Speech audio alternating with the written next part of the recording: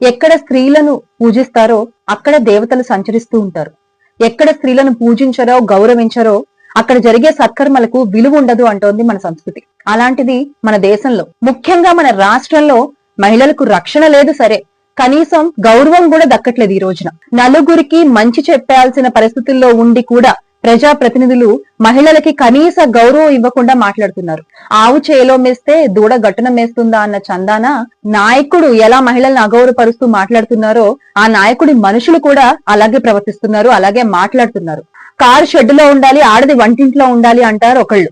మీకు జీతాలు ఎందుకు, రూమ్లు కట్టిస్తాను, రాత్రంతా సంపాదించుకోండి అంటూ డ్వాక్రా మహిళలను ఉద్దేశించి మాట్లాడతారు ఇంకొకళ్ళు. ఆడది కనిపిస్తే ముద్దైనా పెట్టాలి, కడుపైనా చేయాలి అంటారు ఇంకొకళ్ళు. అసలు అంటే ఒక ప్రజాప్రతినిధిగా ఉంటూ ఒక ఉన్నత స్థానాల్లో ఉంటూ నలుగురికి మంచి చెప్పాల్సింది పోయి వీళ్ళు మాట్లాడే మాటలు వింటుంటే అసలు వీళ్ళని ఏమనాలో అర్థం కాని పరిస్థితి. నిన్నటికి నిన్న చినరాజప్ప గారు ఏమన్నారు, ఎమ్మెల్యే అభివృద్ధి పనులు చేయకుండా కౌన్సిలర్లు వెధవముండల్లా ఇంట్లో కూర్చుంటున్నారు అన్నారు. ఇలాగేనా మీరు మహిళల గురించి మాట్లాడేది? ఇలాగేనా మీరు మహిళల్ని చూసేది? ఇలాగైనా మీరు మహిళల్ని గౌరవించేది? చినరాజప్ప గారు, మీరు మాట్లాడింది తప్పు.